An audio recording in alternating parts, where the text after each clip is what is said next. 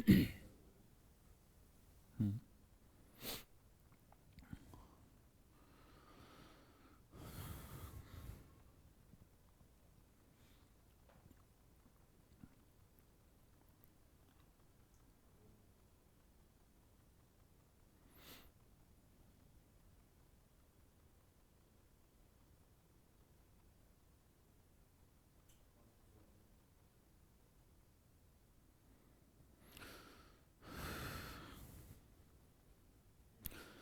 नमस्कार साथियों, स्वागत है आप सभी का लाइब्रेरी साइंस के इस डिजिटल ऑनलाइन प्लेटफॉर्म पर। बसंत जी, जैसे कि good morning, very good morning Basant ji. सभी साथी एक बार जुड़ जाइए। Mamata ji very good morning, Asha ji good morning. देखिए, आज बात करने वाले हैं कि विशेष टॉपिक से रिलेटेड। आज का जो टॉपिक रहने वाला है दोस्तों, वो हमारा आईएसबीएन रहने वाला है। आईएसबीएन से रिलेटेड हम काफ़ी कुछ बातें पहले भी कर चुके हैं, लेकिन आज इसे विस्तृत रूप में अध्ययन करने वाले हैं यहाँ से। आईएसबीएन क्या होता है, या आईएसबीएन का जो यूज़ है वो क्यों किया जाता है, इसका निर्माण किसके द्वारा किया गया था, वर्तमान में कितने अंकों का कितने भागों में डिवाइड है, इसे प्रदान करने का कार्य भारत में कौन कर रहा है, विश्व स्तर पर कौन कर रहा है, ये सारी बातें जो है हम बिल्कुल विस्तार से डिस्कस करेंगे। हर्ष जी वेरी गुड मॉर्निंग। तो देखिए, शुरुआत करते हैं आज के टॉपिक की। आईएसबीएन के बारे में हम चर्चा कर रहे हैं। आईएसबीएन के बारे में अगर मैं बात करूं यहाँ से, तो सबसे पहला प्रश्न जो पूछा जाएगा यहाँ से, वो आपको पूछा जा सकता है आईएसबीएन का पूरा नाम। तो सबसे पहले आपको ध्यान रखना है, आईएसबीएन का पूरा नाम है इंटरनेशनल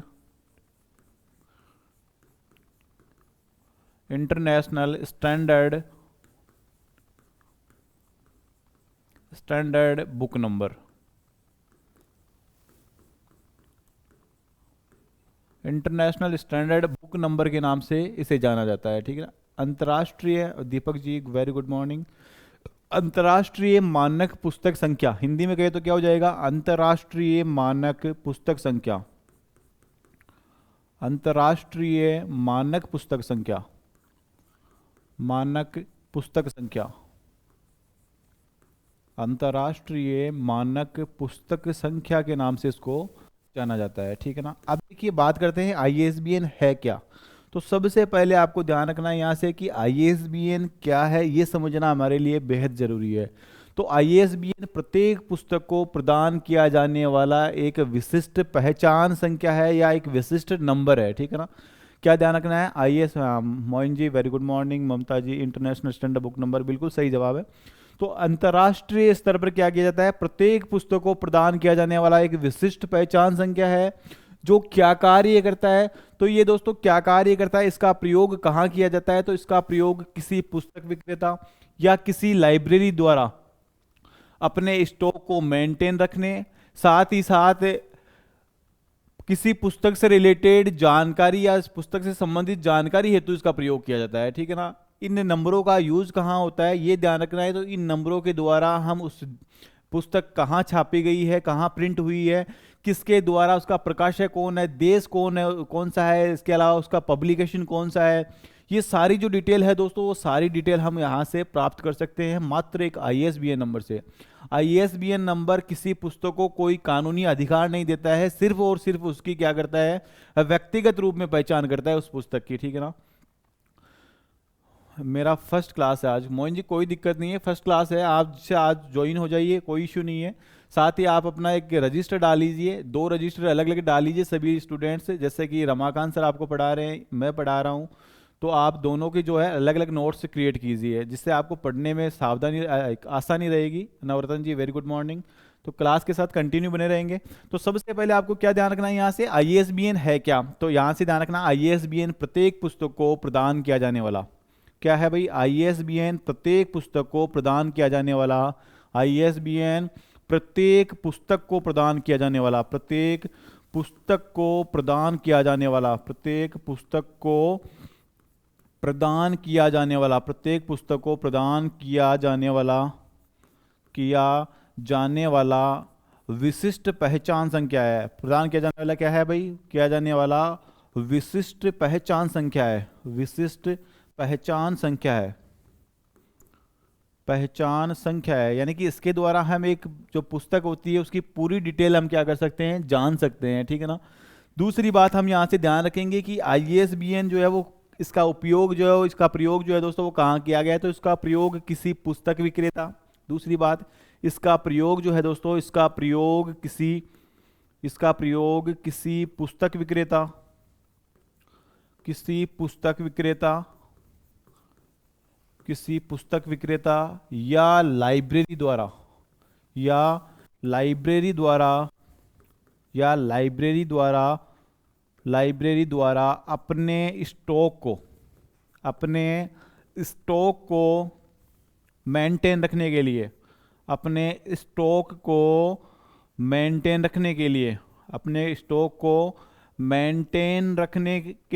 मेंटेन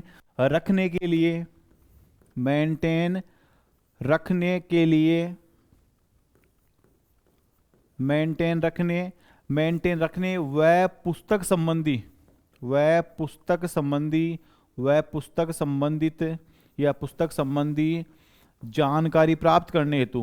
संबंधी जानकारी प्राप्त करने हेतु किया जाता है, ये बात आपको यहां से ध्यान रखनी है, हेतु किया जाता है। ठीक है भाई, दो बातें हमने यहां से शामिल की। क्या सबसे पहला ध्यान रखना है आपको ISBN का पूरा नाम, एग्जाम में प्रश्न यहां से पूछा गया है। देखिए एग्जाम का पैटर्न अगर बहुत ही इजी मोड में हुआ तो यहां से आपको पूछा जा सकता है कि ISBN का ये फुल फॉर्म क्या होती है, तो इंटरनेशनल स्टैंडर्ड बुक नंबर, ठीक है ना। इसके अलावा ISBN का क्या कार्य है दोस्तों, तो ISBN प्रत्येक पुस्तक को प्रदान किया जाने वाला एक विशिष्ट पहचान संख्या है, जिससे एक पुस्तक की क्या होती है, पहचान होती है।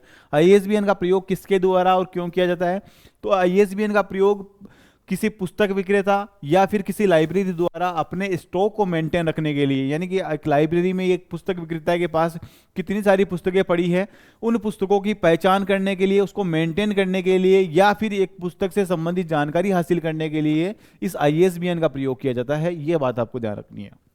अब बात करते हैं ISBN की शुरुआत। तो आपको यहां से ध्यान रखना है कि ISBN की जो शुरुआत है दोस्तों, ISBN की शुरुआत, हालांकि मैं पहले बता चुका हूं ये बातें, लेकिन मैं आज आपको ये चैप्टर इसलिए बता रहा हूं क्योंकि यहां से कुछ एक डीपली बातें मैंने आपको पहले नहीं बताई थी, क्योंकि हम उस समय इसका जो अध्ययन हमने शॉर्ट रूप में किया था वो सिर्फ और सिर्फ एक RRRF के साथ किया था, ठीक है ना, राजा राम मोहन रॉय लाइब्रेरी फाउंडेशन के साथ किया था, इसलिए मैं थोड़ा सा आपको यहाँ से डीपली बता रहा हूँ। तो आपको ध्यान रखना है ISBN की जो शुरुआत है दोस्तों वो SBN के रूप में होती है। किसके रूप में, SBN के रूप में। ISBN की शुरुआत SBN के रूप में होती है। SBN का पूरा नाम है स्टैंडर्ड बुक नंबर, स्टैंडर्ड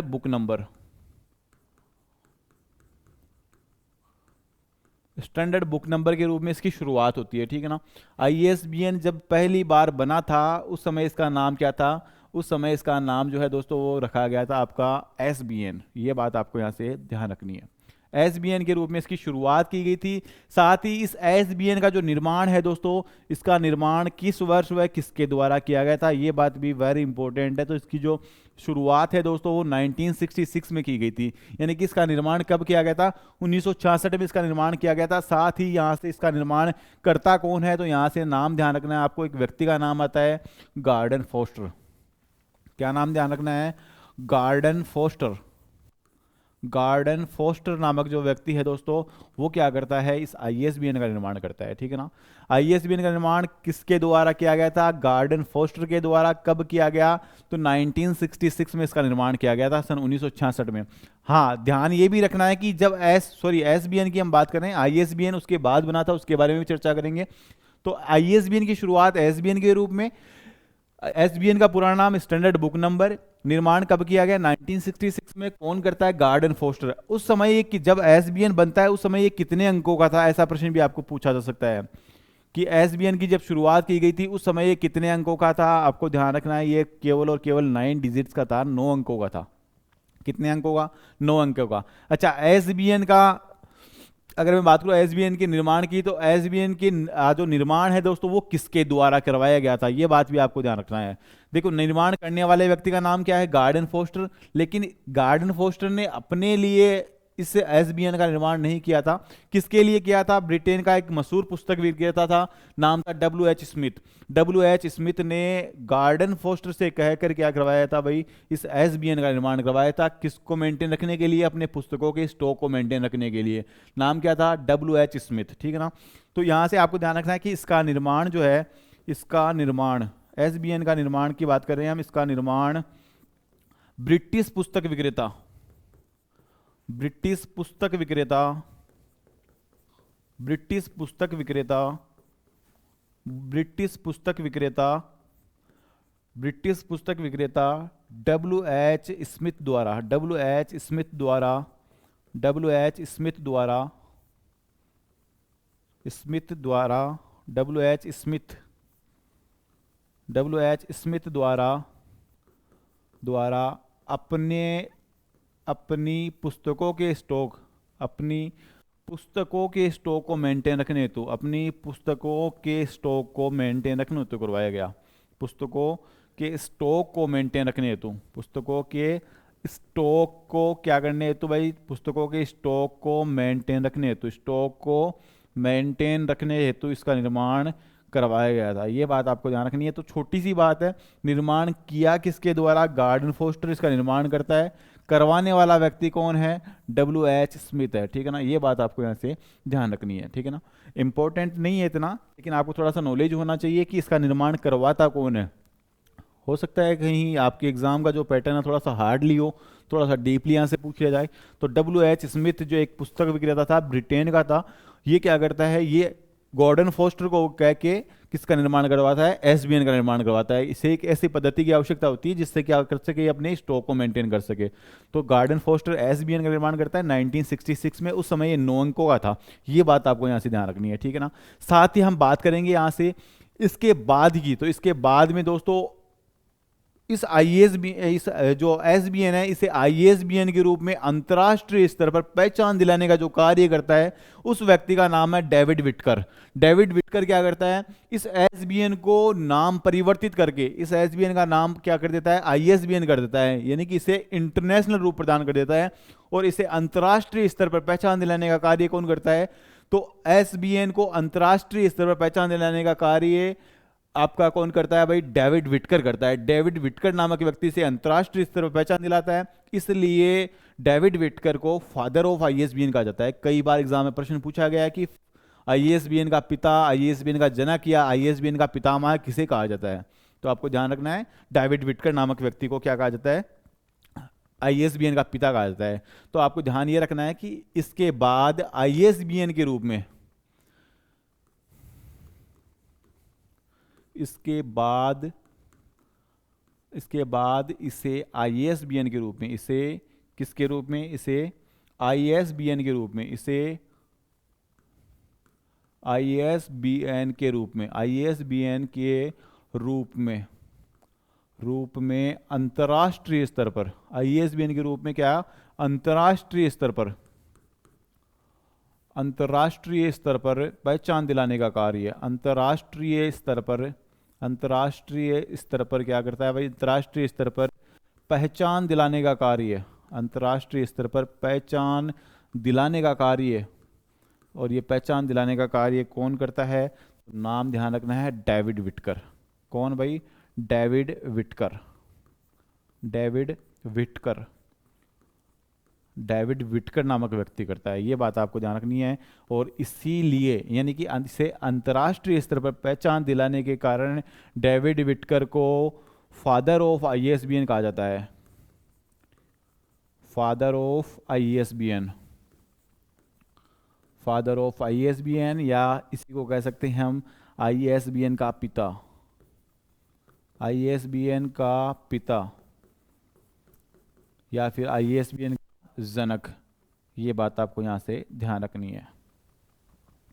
कई बार ऐसा होता है ना कि गुरु जो होता है वो गुड़ी रह जाता है और जो चेला जो होता है वो शक्कर हो जाता है। वही कहानी यहाँ हो गई, किसके साथ में? डेविड उसके आपके गॉर्डन फोस्टर के साथ में। निर्माण कौन कर रहा है? क्लास रुक रही है, देखिए रुक रही है क्लास, तो आप एक बार इसको एप्लीकेशन को बंद करके फिर से ऑन कर लीजिए, फिर से ज्वाइन हो जाइए, सही चलेगी। नेटवर्क इश्यू हो सकता है और कोई दिक्कत नहीं है यहाँ से। तो यहाँ से क्या करता है, निर्माण तो कौन करता है, इसको बनाने का कार्य तो करता है आपका गॉर्डन फोस्टर, लेकिन इसे अंतर्राष्ट्रीय स्तर पर पहचान दिलाने का कार्य कौन करता है, तो अंतर्राष्ट्रीय स्तर पर पहचान दिलाने का कार्य डेविड विटकर करता है, और इसीलिए इसे क्या कहा जाता है, फादर ऑफ आईएसबीएन। किस नाम से, फादर ऑफ आईएसबीएन, या फिर इसी को कहते हैं आईएसबीएन का पिता या जनक के रूप में जाना जाता है। ये बात आपको यहाँ से ध्यान रखनी है, ठीक है ना। इंपॉर्टेंट बातें हैं सारी, बेसिक से प्रश्न पूछे जा सकते हैं। सबसे पहला प्रश्न जो मैं आपको बता चुका हूं, पूछा भी गया है कि आईएसबीएन की जो सबसे पहले जो प्रश्न पूछा जा सकता है वो मैंने आपको क्या बताया, यहाँ से मैंने बताया आपको कि आईएसबीएन का पूरा नाम क्या है। आईएसबीएन का पूरा नाम अंतर्राष्ट्रीय मानक पुस्तक संख्या के नाम से या इंटरनेशनल स्टैंडर्ड बुक नंबर के नाम से भी इसको जाना जाता है। ये बात आपको ध्यान रखनी है। आईएसएन कौन से लास्ट 3 डिजिट का यूज है सर, थोड़ा सा क्लियर लिख दीजिए आप, या तो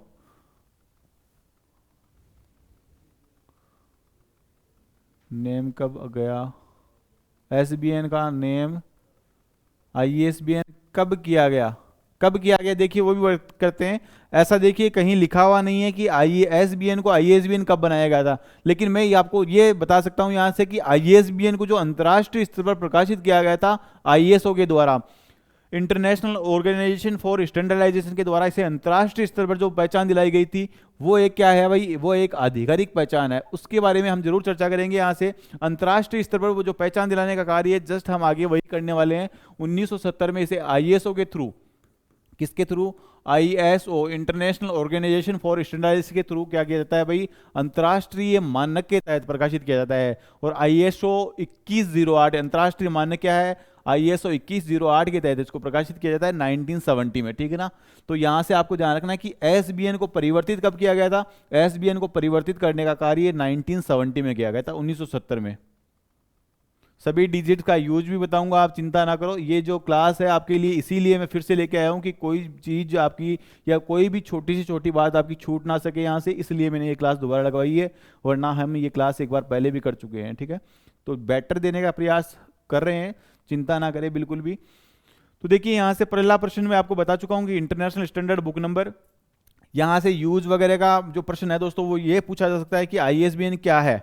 आईएसबीएन क्या है, तो आपको यहाँ से ध्यान रखना है कि ये क्या है, कि पुस्तक को विशिष्ट पहचान संख्या प्रदान करने का कार्य करता है, या एक पुस्तक के लिए विशिष्ट पहचान संख्या है। ममता जी का जवाब आ गया है, आईएसओ 2108 1970 बिल्कुल सही बात है। इसके अलावा यहाँ से हमने बात की आगे की तरफ हमने आईएसबीएन की शुरुआत की बात की। आईएसबीएन की शुरुआत किस रूप में होती है, तो एसबीएन के रूप में। एसबीएन बोले तो स्टैंडर्ड बुक नंबर, ठीक। स्टार्टिंग में आपको ध्यान ये रखना है कि इसमें क्या नहीं था, केवल आई नहीं था। देखो एसबीएन से अगर मैं आईएसबीएन से आई गायब कर दूंगा तो क्या रह जाएगा, केवल एसबीएन रह जाएगा, ठीक है ना। लेकिन ये क्या था भाई, स्टार्टिंग में ये एसबीएन था, बाद में ये आईएसबीएन बना था। निर्माण कौन करता है एसबीएन का, 1966 में गार्डन फोस्टर करता है, 9 अंकों का था। इसका निर्माण ब्रिटिश पुस्तक विक्रेता डब्ल्यू.एच. स्मिथ के लिए किया गया था। यह डब्ल्यू.एच. स्मिथ ने इसका निर्माण करवाया था, ये बात आपको ध्यान रखनी है। नेक्स्ट बात हमने शामिल की यहाँ से किसके बारे में, तो इसके बाद इसे आईएसबीएन के रूप में अंतर्राष्ट्रीय पहचान दिलाने का कार्य कौन करता है, डेविड विटकर करता है। और इसीलिए डेविड विटकर को क्या कहते हैं, इसीलिए डेविड विटकर को फादर ऑफ आईएसबीएन के नाम से जाना जाता है। आगे देखिए मैं बात करता हूं 1970 में, कब की बात, 1970 की बात। 1970 में क्या होता है, 1970 की बात करो तो 1970 में अंतर्राष्ट्रीय मानक 1970 में अंतर्राष्ट्रीय मानक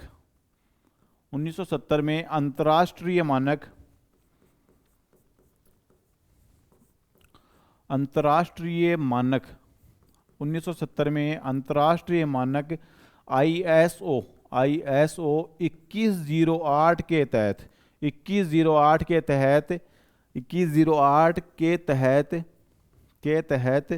आईएसबीएन को प्रकाशित किया गया। आईएसबीएन को क्या किया गया भाई, प्रकाशित किया गया। आईएसबीएन को प्रकाशित करने का जो कार्य है वो कब किया जाता है, तो अंतर्राष्ट्रीय स्तर पर इसको प्रकाशित करने का कार्य 1970 यानी 1970 में किया जाता है। और 1970 में भी अगर मैं बात करूं यहाँ से, तो एक मानक था इसका, एक स्टैंडर्ड था, उस स्टैंडर्ड के तहत इसको प्रकाशित किया गया है। तो आपको पूछा जा सकता है कि आईएसबीएन को अंतर्राष्ट्रीय स्तर पर किस मानक के तहत प्रकाशित किया गया था। मानक का ध्यान रखना है ISO 2108। ISO का पूरा नाम आप नोट करना चाहो तो कर सकते हो, इंटरनेशनल ऑर्गेनाइजेशन फॉर स्टैंडर्डाइजेशन। क्या नाम हो जाएगा? International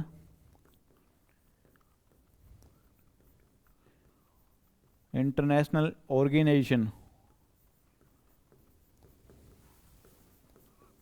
international organisation for standardisation, for standardisation.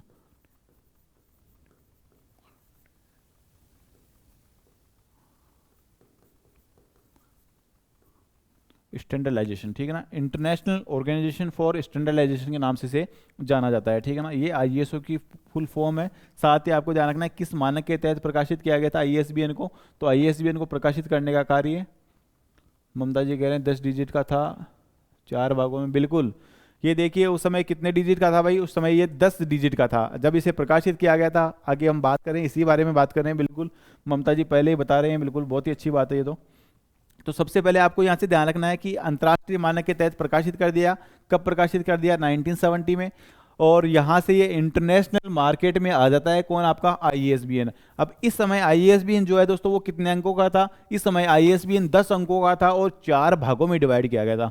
कितने अंकों का था? तो यहाँ से आपको ध्यान रखना है कि इस समय ISBN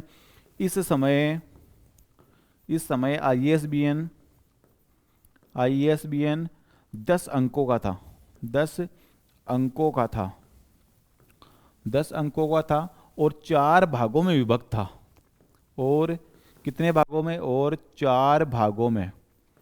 और 4 भागों में क्या था भाई? 4 भागों में विभक्त था, 4 भागों में विभक्त था। ये बात आपको यहाँ से ध्यान रखनी है, ठीक है ना। अब ये देखिए इस समय से लेकर 1970 से लेकर कब तक, आपको प्रश्न इस प्रकार भी पूछा जा सकता है कि सन 1970 से कब तक ISBN केवल 10 अंकों का रहता है, ठीक है ना। ये बात आपको यहाँ से ध्यान रखनी है। तो आपको सबसे बड़ी जो डेट वाली जो सिस्टम है यहाँ से दोस्तों वो फोकस करनी है। यहाँ से 1970 से लेकर दिसंबर 2006 तक ये कितने अंकों का रहता है? तो दिसंबर 2006 तक ये केवल और केवल 10 अंकों का रहता है। ये बात आपको यहाँ से ध्यान रखनी है, ठीक है ना।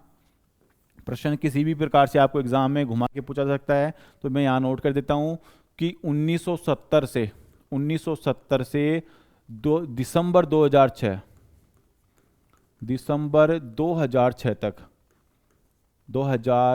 तक ISBN कितने अंकों का?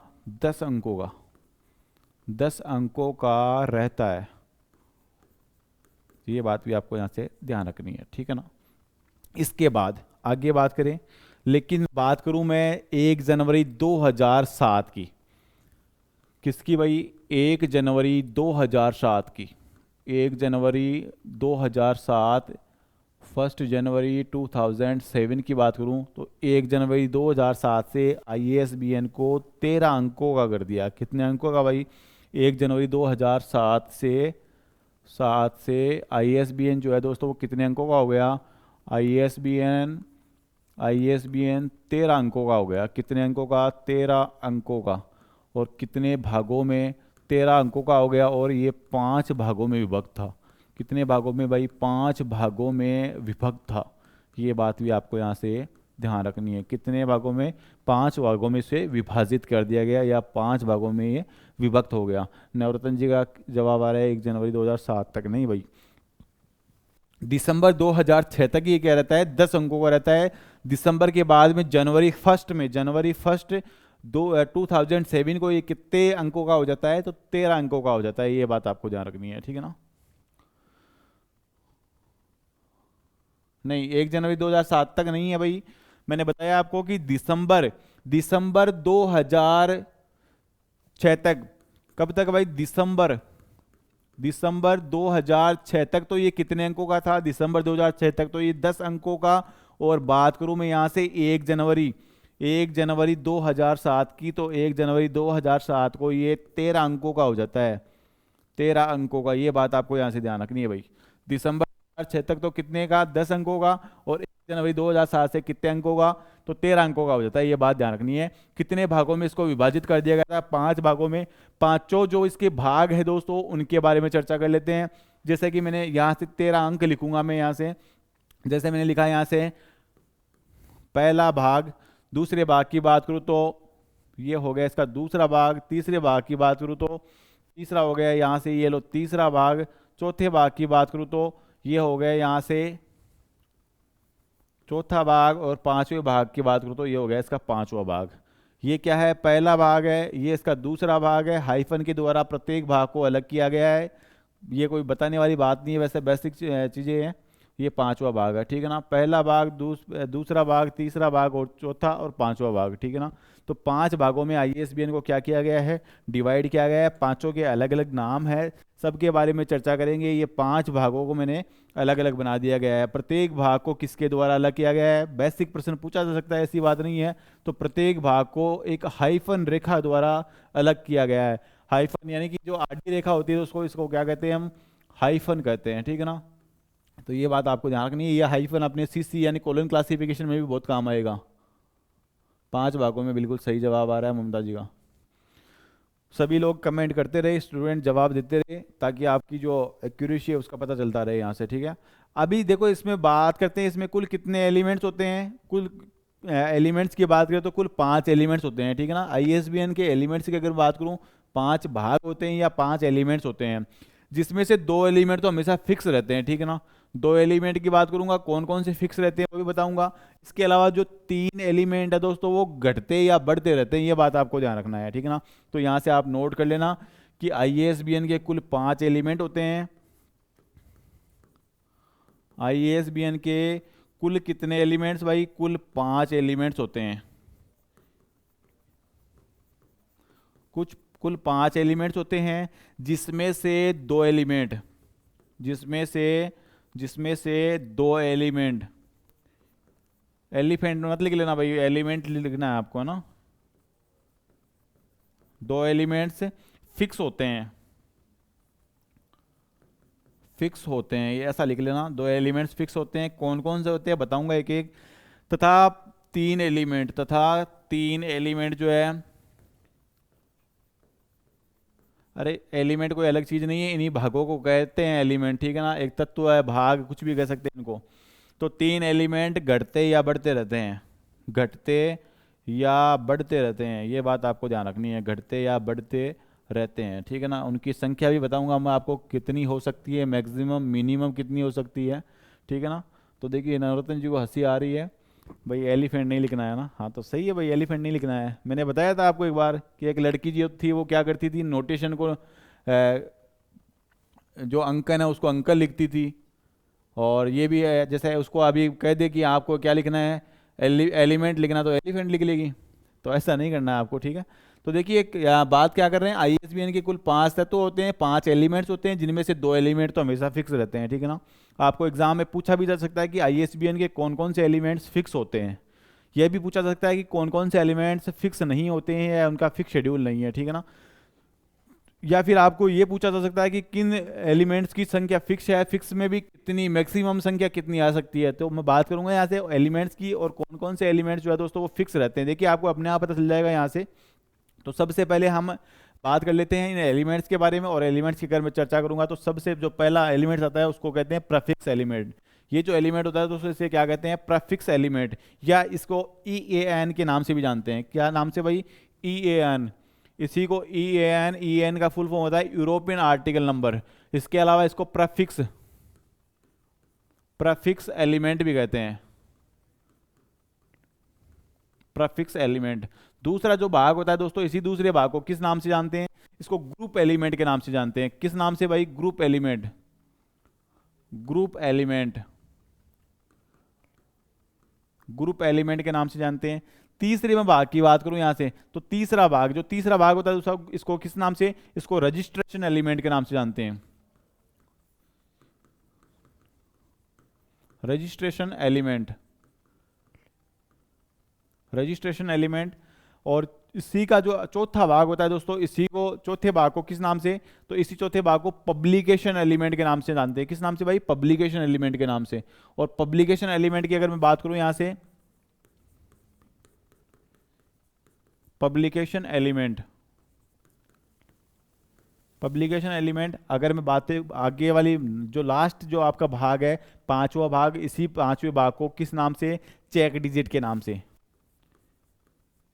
चेक डिजिट के नाम से, इसी पांचवें भाग को चेक डिजिट के नाम से भी जानते हैं। ये बात आपको यहाँ से ध्यान रखनी है, ठीक है ना। आगे हम बात करेंगे इनके एक एक भाग के बारे में। तो सबसे पहले देखिए हम इनके क्या करते हैं, एक बार दोबारा से हम निर्मित कर लेंगे आपका आईएसबीएन, और उस आईएसबीएन में कौन कौन से भाग होते हैं, उनमें कुल कितने अंक होते हैं, ये सारी बेसिक जो बातें हैं वो शामिल करेंगे। तो सबसे पहले आपको क्या ध्यान रखना है, सबसे पहले आपको ध्यान रखना है कि आईएसबीएन नंबरों के बारे में। एक आईएसबीएन नंबर बनाते हैं, हम नोट करते हैं यहाँ से, और प्रत्येक भाग की हम क्या करेंगे, वहीं यहाँ से चर्चा करेंगे। तो सबसे पहले मैं आईएसबीएन नंबर नोट कर लेता हूँ यहाँ से, जैसे कि मैंने लिखा यहाँ से, सबसे पहले जैसे मैंने नंबर लिखा यहाँ से 978 यहाँ से लिखा मैंने 80, यहाँ से लिखा मैंने 8040, यहाँ से लिखा मैंने जैसा कि मान लीजिए 935, और यहाँ से लिखा मैंने 2, ठीक है ना। 5 एलिमेंट हो गए आपके, पहला एलिमेंट, दूसरा एलिमेंट, तीसरा, चौथा और पांचवा एलिमेंट, ठीक है ना। 5 एलिमेंट हो गए, और पांचों एलिमेंट की देखिए अब बात करते हैं, हम आगे की तरफ बढ़ते हैं और पांचों एलिमेंट के बारे में देखिए चर्चा करेंगे। सबसे पहले इसी को क्या कहते हैं, जैसे मैंने अभी नाम बताया था आपको, इस एलिमेंट को हम किस नाम से जानते हैं, तो इस एलिमेंट को हम प्रीफिक्स एलिमेंट के नाम से, पहला जो एलिमेंट है दोस्तों इसी के बारे में चर्चा कर लेंगे, prefix element, prefix element, prefix element. और प्रीफिक्स एलिमेंट के बारे में भी देखिए चर्चा करेंगे।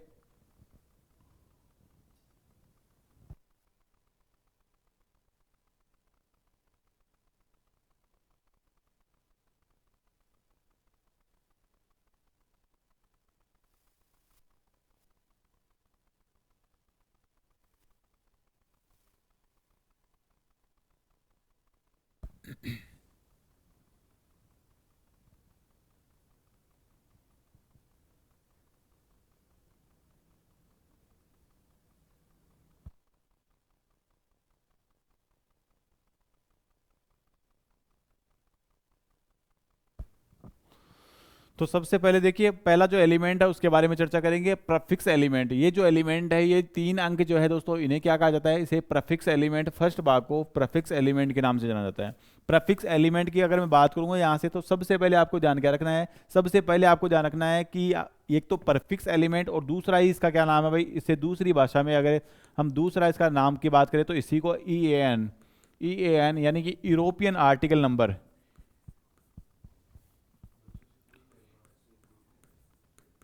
European article number, article number के नाम से भी जानते हैं, यूरोपियन आर्टिकल नंबर के नाम से भी जानते हैं। भाई सभी को एक बार क्लास ठीक से नज़र आ रही है या फिर सबको दिखाई दे रहा है, साथ में आवाज़ आ रही है सबके पास, एक बार कमेंट करके बता दीजिए मुझे। साथ ही देखिए बात करेंगे प्रीफिक्स एलिमेंट के बारे में कि एक्चुअल में ये प्रीफिक्स एलिमेंट जो है दोस्तों वो होता क्या है। प्रीफिक्स एलिमेंट की अगर मैं यहाँ से चर्चा करूँ तो सबसे पहले आपको ध्यान रखना है कि प्रीफिक्स एलिमेंट जो है दोस्तों, इसमें मोस्टली 2 ही संख्या हो सकती है। कितनी संख्या, मैक्सिमम जो संख्या है दोस्तों वो 9 हो सकती है, और 2 संख्या हो सकती है। 2 संख्या की अगर मैं बात करूँ यहाँ से, तो पहली संख्या मैंने लिखी है यहाँ से 978, और 978 के अलावा दूसरी जो संख्या है दोस्तों वो 979। ये 2 ही संख्या इसमें क्या हो सकती है भाई, वर्तमान में यह केवल 978 और 979 ही हो सकता है, 978 और 979 ही हो सकता है, 2 ही संख्या हो सकती है, हो सकता है। ये बात आपको यहां से ध्यान रखनी है। तो प्रीफिक्स एलिमेंट की बात करें तो इसमें केवल 2 ही संख्या हो सकती है, पहली है 978 और दूसरी संख्या यहां से 979, ठीक। 2 ही संख्या को क्या दी गई है, यहां से मान्यता दी गई है केवल आपके प्रीफिक्स एलिमेंट में, ठीक है ना।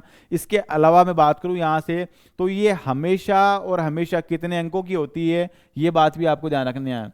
यहाँ से आपको ध्यान क्या रखना है कि यह प्रीफिक्स एलिमेंट जो है वो हमेशा 3 अंकों का होता है।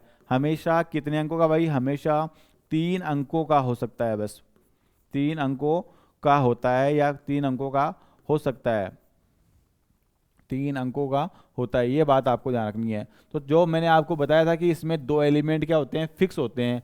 2 एलिमेंट मैंने क्या बताया था आपको कि 2 एलिमेंट फिक्स होते हैं, और 2 एलिमेंट फिक्स जो एलिमेंट होते हैं उनमें पहला एलिमेंट ही क्या है, प्रीफिक्स एलिमेंट है। ये एलिमेंट हमेशा क्या होता है भाई, फिक्स होता है। ये बात आपको यहाँ से ध्यान रखनी है, ठीक है। सबको आवाज़ आ रही है? क्लास से रुक गया था, फिर से बता दीजिए। बिल्कुल, मैं फिर से एक्सप्लेन कर देता हूँ, कोई इश्यू नहीं है। एक बार सभी ध्यानपूर्वक सुनेंगे, आराम से देखेंगे, कोई दिक्कत नहीं है ना। तो देखिए, सबसे पहले हम बात कर रहे हैं, यहाँ तक हम पढ़ चुके थे। यहाँ से हम बात करें, जैसे कि मैंने आपको बताया कि इसमें 5 एलिमेंट होते हैं। 5 एलिमेंट के बाद में जैसे हमने बात की यहाँ से पांचों एलिमेंट की, 5 एलिमेंट, ये मैंने first element, second element, third, fourth और फिफ्थ एलिमेंट, ठीक है ना। इसमें मैंने आपको बताया था कि क्या इसको यूरोपियन आर्टिकल नंबर के नाम से जानते हैं। इसी एलिमेंट के बारे में, यूरोपियन आर्टिकल नंबर है ये। दूसरा एलिमेंट जो है वो क्या है? ग्रुप एलिमेंट है। तीसरा एलिमेंट क्या है? रजिस्ट्रेशन एलिमेंट है। चौथा एलिमेंट क्या है? पब्लिकेशन एलिमेंट है। और पांचवा एलिमेंट जो है वो दोस्तों चेक डिजिट है। चेक डिजिट, जिसको हम जांच अंक भी कहते हैं। क्लियर नहीं है? देखिए, सर्वर में थोड़ी सी प्रॉब्लम हो सकती है, लेकिन रोजाना ऐसा नहीं होता है, ठीक है ना। अभी आप देख लीजिए एक बार एप्लीकेशन को पूरा बंद करके फिर से स्टार्ट करके देख लीजिए। इसके अलावा देखिए, यहाँ से मैंने बात की, यहाँ से आईएसबीएन के 5 एलिमेंट, पांचों एलिमेंट की बात हो गई, जिसमें से 2 एलिमेंट, देखो मैंने यहाँ से बताया था कि 2 एलिमेंट क्या होते हैं? 2 एलिमेंट फिक्स होते हैं। इसमें 2 एलिमेंट फिक्स होते हैं, और 3 जो एलिमेंट होते हैं दोस्तों वो क्या होते हैं भाई? घटते रहते हैं या फिर बढ़ सकते हैं, ठीक है ना, घटते या बढ़ते क्रम में। इसके अलावा देखिए, हम पांचों एलिमेंट की एक की चर्चा करेंगे यहाँ से। जैसे पहला एलिमेंट, जो एलिमेंट मैंने आपको बताया था वो कौन सा था भाई? पहला एलिमेंट बताया था मैंने आपको 978, ठीक है ना। 978 ये इसका पहला एलिमेंट है, फर्स्ट एलिमेंट है। और इसके बारे में बात की, इसका नाम क्या है? इसी को हम प्रीफिक्स एलिमेंट या इसी को हम यूरोपियन आर्टिकल नंबर के नाम से जानते हैं, EAN के नाम से जानते हैं।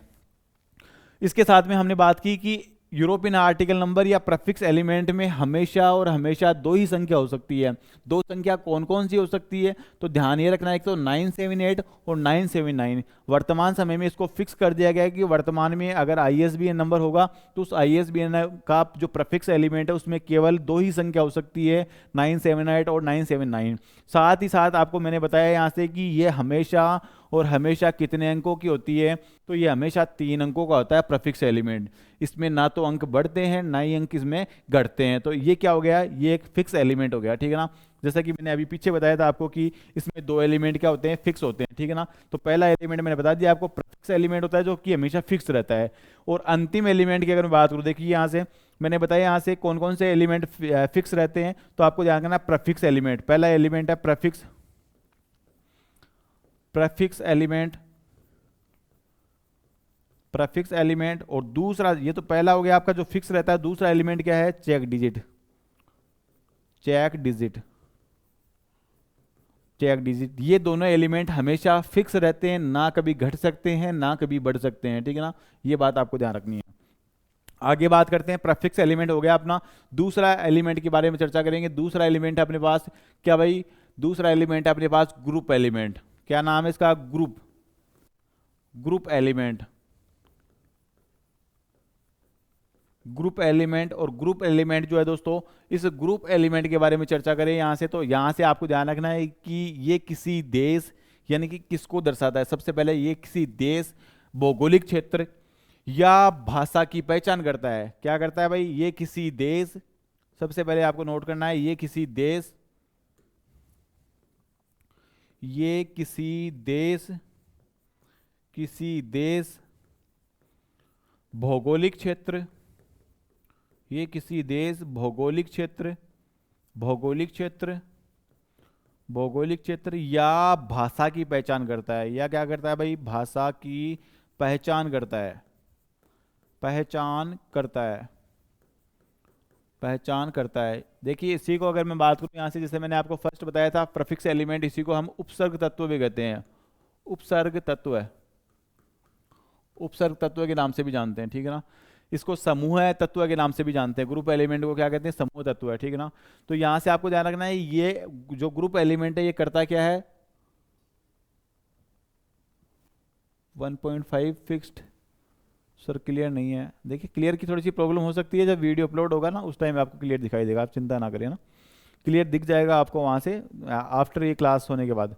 देखिए, ग्रुप एलिमेंट की बात करें तो ये ग्रुप एलिमेंट जो है दोस्तों वो करता क्या है? तो ये तो या तो किसी देश को दर्शाता है, या किसी भौगोलिक क्षेत्र को दर्शाता है, या फिर किसी देश की भाषा को दर्शाता है, ठीक है ना। एक पुस्तक कौन से देश में बनी है, कौन से देश में प्रकाशित की गई है, या किस भौगोलिक क्षेत्र में प्रकाशित की गई है, या किस भाषा में प्रकाशित की गई है, ये बात बताने का जो कार्य है दोस्तों वो कौन करता है, आपका ग्रुप एलिमेंट करता है। ये बात आपको ध्यान रखनी है। और ग्रुप एलिमेंट की बात करूं मैं यहाँ से इसके नंबरिंग की, तो जैसे कि मैंने आपको ऊपर लिखा है ग्रुप एलिमेंट और ये 2 अंकों का लिखा है, तो यहाँ से आपको एक लाइन लिख लेनी है, लाइन नोट करनी है और उसमें लिखना है कि यह 1 से लेकर, यह 1 से 5 अंकों तक हो सकता है, 1 से 5 अंकों तक हो सकता है, तक हो सकता है। ये बात आपको यहाँ से हो सकता है,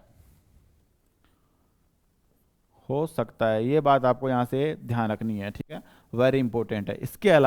इसके अलावा बात करते हैं, यहाँ बढ़ते हैं आगे की ओर, और आगे हमारा जो तीसरा एलिमेंट है उसके बारे में चर्चा करेंगे। तीसरा एलिमेंट जिसे हम रजिस्ट्रेशन एलिमेंट के नाम से जानते हैं। तीसरा एलिमेंट मैं इधर नोट कर देता हूँ यहाँ की जगह, जैसे मैंने ये फर्स्ट एलिमेंट, ये सेकेंड एलिमेंट, और मैं बात कर रहा हूँ तीसरा एलिमेंट, थर्ड एलिमेंट की, जिसको हम रजिस्ट्रेशन एलिमेंट के नाम से जानते हैं। Registration element. अब रजिस्ट्रेशन एलिमेंट में आपको क्या ध्यान रखना है दोस्तों, रजिस्ट्रेशन एलिमेंट में सिर्फ आपको इतना ही ध्यान रखना है, यह किसी प्रकाशक को दर्शाता है। किसको दर्शाता है, किसी प्रकाशक को दर्शाता है। जो पुस्तक को प्रकाशित करने वाला होता है उस प्रकाशक को कौन दर्शाने का कार्य करता है, रजिस्ट्रेशन एलिमेंट करता है। साथ ही इसकी जो विस्तृत सीमा है, इसकी जो विस्तार सीमा है वो कितनी हो सकती है, ये भी आपको ध्यान रखना है। तो ये 1 से लेकर 7 अंकों तक हो सकता है। पहली बात ध्यान रखनी है इसके बारे में, यह किसी पुस्तक के प्रकाशक को दर्शाता है। यह किसी पुस्तक के प्रकाशक को दर्शाता है, पुस्तक के प्रकाशक को दर्शाता है। किसी पुस्तक के प्रकाशक को क्या करता है भाई, दर्शाता है। और दूसरी बात आपको ध्यान क्या रखनी है रजिस्ट्रेशन एलिमेंट के बारे में, दूसरी बात ध्यान रखनी है, यह 1 से लेकर 7 अंकों तक, यह 1 से 7 अंकों तक हो सकता है, 7 अंकों तक हो सकता है, ठीक है। यहाँ से ये बात रजिस्ट्रेशन एलिमेंट के बारे में क्लियर है। आगे बात करते हैं नेक्स्ट एलिमेंट की, और अगला जो एलिमेंट है दोस्तों वो है हमारा चौथा एलिमेंट। और चौथा एलिमेंट जो है दोस्तों वो किस नाम से जाना जाता है, तो आपको ध्यान रखना है चौथा एलिमेंट, और चौथा एलिमेंट यहाँ से आपका पब्लिकेशन एलिमेंट के नाम से जाना जाता है। किसके नाम से, पब्लिकेशन एलिमेंट के नाम से। तो चौथा जो एलिमेंट है उसके बारे में चर्चा कर लेंगे, पब्लिकेशन एलिमेंट। पब्लिकेशन एलिमेंट, और पब्लिकेशन एलिमेंट में देखिए क्या महत्वपूर्ण है उसके बारे में चर्चा करेंगे। पब्लिकेशन एलिमेंट, और पब्लिकेशन एलिमेंट की बात करूं मैं यहाँ से, तो ये पब्लिकेशन एलिमेंट क्या कार्य करता है। सबसे पहले तो आपको ये ध्यान रखना है, यह किसी पुस्तक के टाइटल को या उसको उसके एडिशन या उसके फॉर्मेट को दर्शाता है। किसको दर्शाता है, पुस्तक के टाइटल को, पुस्तक के टाइटल को,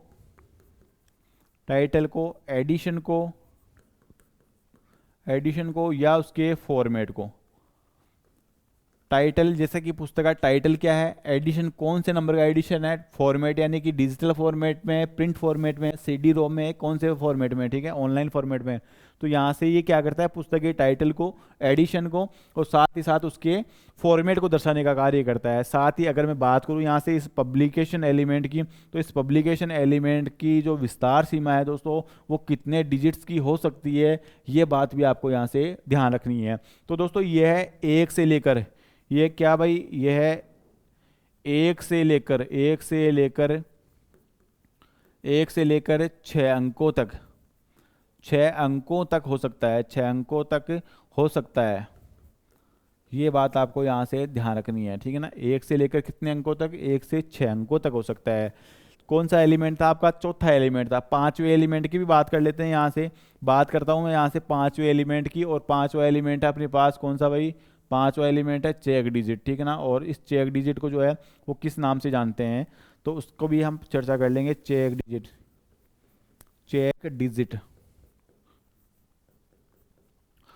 डिजिट या इसी को हम जांच अंक के नाम से भी जानते हैं। और यह ISBN का अंतिम भाग होता है, ठीक है, अंतिम 1 अंक होता है। और ये भी एक क्या होता है, फिक्स एलिमेंट होता है।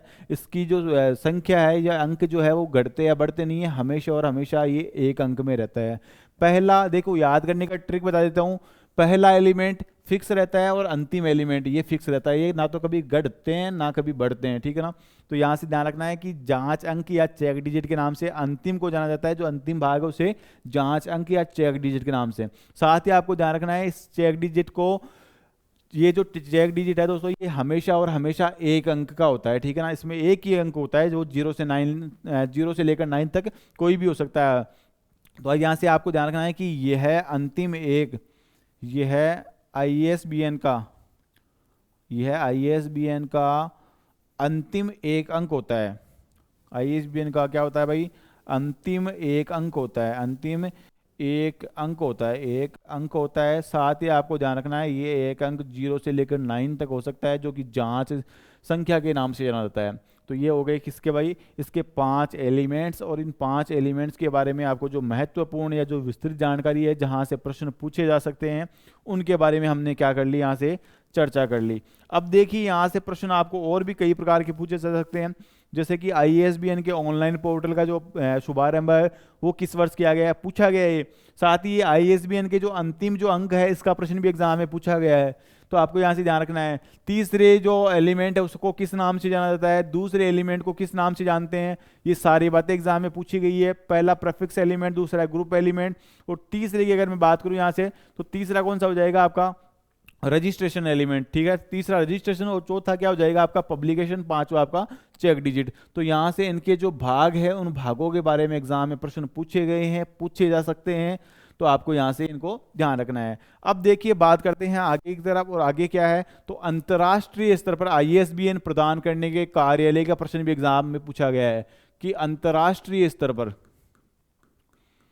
अंतर्राष्ट्रीय स्तर पर, अंतर्राष्ट्रीय स्तर पर, अंतर्राष्ट्रीय स्तर पर ISBN, अंतर्राष्ट्रीय स्तर पर ISBN प्रदान करने का कार्यालय, ISBN प्रदान करने का, ISBN प्रदान करने का कार्यालय, प्रदान करने का कार्यालय, करने का कार्यालय। और ये कार्यालय कहाँ स्थित है? तो ये कार्यालय आपका UK में स्थित है। कार्यालय कहाँ पर है भाई?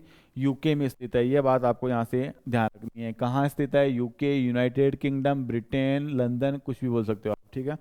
दूसरी बात यहाँ से शामिल करेंगे, अंतर्राष्ट्रीय स्तर की बात हो गई।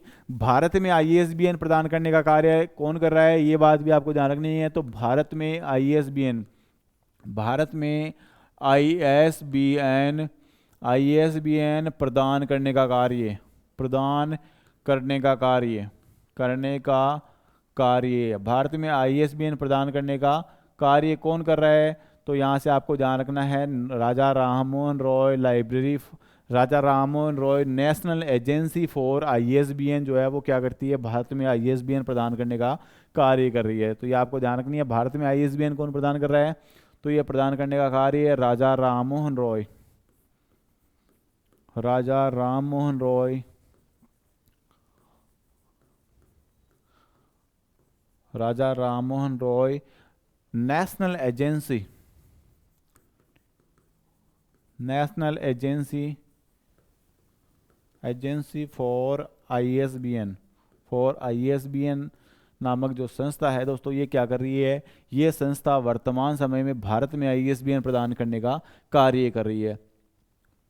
हाँ जी, ममता जी का नवरत्न जी का जवाब आ गया है, न्यू दिल्ली में इसका मुख्यालय स्थित है। देखिए, तो यहाँ से देखिए बात करते हैं, तो भारत में ISBN प्रदान करने का कार्य कौन कर रहा है?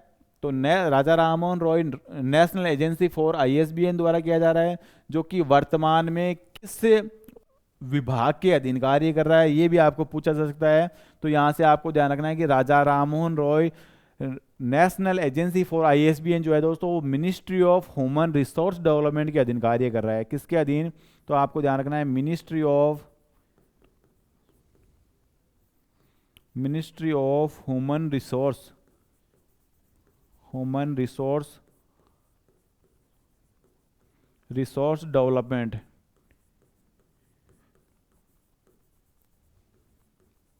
Ministry of human resource development के अधीन कार्य कर रही है ये एजेंसी, डेवलपमेंट के अधीन, अधीन कार्य कर रही है, ये बात आपको यहाँ से ध्यान रखनी है। कौन कार्य कर रही है? तो ये आपकी जो Raja Rammohan Roy national agency for ISBN है, एमएचआरडी। देखिए बिल्कुल नवरत्न जी का जैसे पढ़ा हुआ है, नेम अब चेंज कर दिया है, बिल्कुल सही, बिल्कुल बिल्कुल। एमएचआरडी का नया नाम क्या कर दिया भाई? वर्तमान में नाम कर दिया है इसका ministry of education. Ministry of education 2022 में इसका जो नामकरण है वो बदल दिया गया था। जैसे योजना आयोग का नीति आयोग कर दिया गया था, ठीक वैसे इसका नाम भी क्या कर दिया गया था? मिनिस्ट्री ऑफ एजुकेशन कर दिया गया था, ठीक है ना, शिक्षा विभाग के नाम से। तो वर्तमान समय में ministry of human resource development के अधीन ये क्या कर रहा है? कार्य कर रहा है। और इसी ministry of human resource development को MOE के नाम से मिनिस्ट्री ऑफ एजुकेशन, पूरा नाम लिख देता हूँ मैं यहाँ से, ministry of education, ministry of education के अधीन क्या कर रहा है? कार्य कर रहा है। ध्यान रखना है आपको इसका मुख्यालय, यानी कि हम बात किसकी कर रहे हैं? इस एजेंसी की बात कर रहे हैं। इसका मुख्यालय की अगर मैं बात करूं यहाँ से, तो इसका मुख्यालय कहाँ स्थित है दोस्तों? इसका मुख्यालय नई दिल्ली में स्थित है। नई दिल्ली में इसका मुख्यालय स्थित है। साथ ही साथ आपको यहाँ से ध्यान क्या रखना है? नई दिल्ली में स्थापित है, लेकिन भारत में देखिए, भारत में जो RRRLF है, यानी कि Raja Rammohan Roy national Raja Rammohan Roy agency for ISBN जो है, वो भारत में आईएसबीएन प्रदान करने का कार्य कब से कर रहा है, ये बात आपको ध्यान रखनी है। तो यहाँ से आपको एक ही बात ध्यान रखनी है कि 1985 से क्या कर रहा है ये एजेंसी? भारत में 1985 से क्या कर रही है भाई? 1985 से आईएसबीएन प्रदान करने का कार्य कर रही है। आईएसबीएन प्रदान करने का कार्य कर रही है, ठीक है। 1985 से भारत में क्या कर रही है? आईएसबीएन प्रदान कर रही है। साथ ही साथ आपको क्या ध्यान रखना है? वर्तमान समय की करंट का प्रश्न है, एग्जाम में पूछा भी गया है। डेट की मैं बात करूं यहाँ से, तो हो जाएगा 6 अप्रैल। कितना अप्रैल भाई? 6 अप्रैल 2016। 6 अप्रैल 2016 को क्या मानव संसाधन विकास मंत्री थी? स्मृति जुबिन ईरानी। 6 अप्रैल 2016 नाम आता है किसका? मानव संसाधन विकास मंत्री, मानव संसाधन विकास मंत्री, मानव संसाधन विकास मंत्री, मानव संसाधन विकास मंत्री जिसको हम क्या कहते हैं? MHRD minister, MHRD ministry of human resource development minister, मानव संसाधन विकास मंत्री स्मृति जुबिन ईरानी। नाम क्या है भाई? स्मृति जुबिन ईरानी, स्मृति जुबिन ईरानी, स्मृति जुबिन ईरानी। स्मृति ईरानी के नाम से भी जानते हैं, लेकिन मैं पूरा नाम लिख देता हूँ, स्मृति जुबिन ईरानी। ये स्मृति जुबिन ईरानी क्या करती है? तो आपको यहाँ से ध्यान रखना है कि ये आईएसबीएन के ऑनलाइन पोर्टल का शुभारंभ करती है। क्या करती है? आईएसबीएन के ऑनलाइन पोर्टल का शुभारंभ। जैसे कि कोई भी व्यक्ति अपनी पुस्तक प्रकाशित करता है, तो वर्तमान समय में वो घर बैठे क्या कर सकता है? एक आईएसबीएन नंबर ले सकता है। जैसे हमने भी कई बार इसकी ट्राई की है, आराम से आप पोर्टल पे जाके वहाँ रजिस्ट्रेशन कर सकते हो एज ए पब्लिशर। अगर आप किसी पब्लिशर के मालिक हो या फिर उसके ओनर हो या एक आप पब्लिशर हो, न्यू दिल्ली RRR, बिल्कुल बाबूलाल बबलू मीना का जवाब है, बहुत सही है। तो आप क्या कर सकते हो? ऑनलाइन भी आप आवेदन कर सकते हो। अगर आपकी जो डिटेल आपने सबमिट की है वो अगर सही है, वो वेरीफाई करते हैं। वेरीफाई करने के लिए आपको मेल करेंगे, और मेल में अगर आपका वो वेरीफाई हो गया तो उसको अप्रूव कर देते हैं, वरना अन्यथा आपका जो फॉर्म है, ऑनलाइन एप्लीकेशन है, वो रिजेक्ट कर दिया जाता है, ठीक है ना। तो ये बात आपको ध्यान रखनी है। तो आपको क्या ध्यान रखना है? Smriti Zubin Irani ISBN online portal का, आईएसबीएन ऑनलाइन पोर्टल का शुभारंभ करती है। पहले क्या करना होता था भाई? पहले आपको अगर आईएसबीएन लेना है तो अपनी डिटेल सबमिट करके एक फॉर्म लिफाफे में डाल के कहाँ भेजना होता था? जैसे कि पहले इसका मुख्यालय कहाँ था? 1985 से ये क्या कर रहा है? 1985 से ये भारत में आईएसबीएन प्रदान करने का कार्य कर रहा है, ठीक है ना। 1985 से भारत में आईएसबीएन प्रदान करने का कार्य। पहले इसका मुख्यालय कलकत्ता में था। कहाँ मुख्यालय था भाई? कलकत्ता में था। और ध्यान ये रखना है कि आईएसबीएन का जो मुख्यालय है वो नई दिल्ली कब स्थानांतरित कब कर दिया गया था? तो ये बात भी आपको ध्यान रखनी है कि 2011 में इसका जो मुख्यालय है वो कहाँ स्थानांतरित कर दिया गया भाई? 2011 में मुख्यालय जो है वो नई दिल्ली स्थानांतरित कर दिया गया था। मुख्यालय नई दिल्ली स्थानांतरित, नई दिल्ली स्थानांतरित कर दिया गया था। ये बात भी आपको यहाँ से ध्यान रखनी है, एग्जाम में प्रश्न पूछा जा सकता है कि आईएसबीएन प्रदान करने वाली agency Raja Rammohan Roy national agency for ISBN का मुख्यालय किस वर्ष नई दिल्ली स्थापित किया गया था, ऐसा प्रश्न एग्जाम में पूछा गया है, ठीक है ना। जो जो बातें मैं ये कह रहा हूँ कि यहाँ से ये प्रश्न पूछा गया है तो वो 101% ही पूछा गया है, ऐसा मान लीजिए। तो उस प्रश्न पे आप थोड़ा सा ज़्यादा फोकस करना, ठीक है। इसके साथ ही हमने बात की किसके बारे में, आईएसबीएन के ऑनलाइन पोर्टल का शुभारंभ। और ये आईएसबीएन का ऑनलाइन पोर्टल का शुभारंभ ये कहाँ करती है, तो आपको ध्यान रखना है नई दिल्ली में करती है। तो वर्तमान समय में हम क्या कर सकते हैं, ऑनलाइन भी आईएसबीएन नंबर अपनी पुस्तक के लिए क्या कर सकते हैं, प्राप्त कर सकते हैं। साथ ही आप क्या करेंगे, एक नोट लगाकर एक नोट लिख देंगे। देखिए नोट लगाकर एक बार प्रश्न पूछा गया था, यहाँ से आप एक नोट डालना और नोट में क्या लिखना है आपको, नोट में लिखना है कि आईएसबीएन एक क्या है भाई, आईएसबीएन एक पहचान करता है, आईएसबीएन एक पहचान करता है, आईएसबीएन एक पहचान करता है, आईएसबीएन एक पहचान करता है, आईएसबीएन एक पहचान करता है। यह किसी भी प्रकार यह किसी भी प्रकार यह किसी भी प्रकार यह किसी भी प्रकार की कानूनी या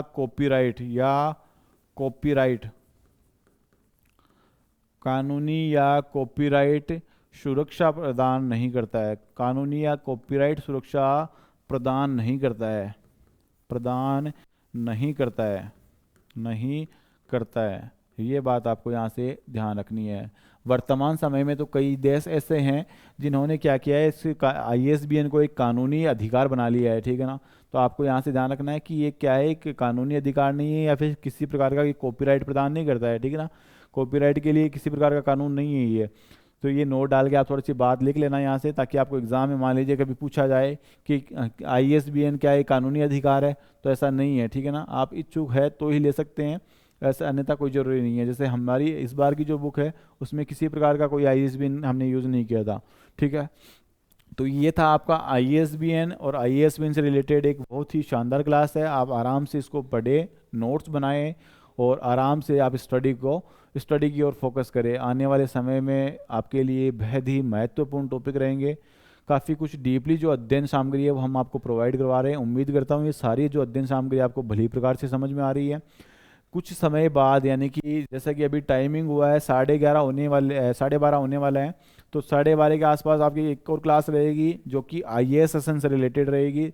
तो आईएएस सेशन की क्लास में फिर से मिलते हैं, तब तक के लिए जय हिंद, जय भारत।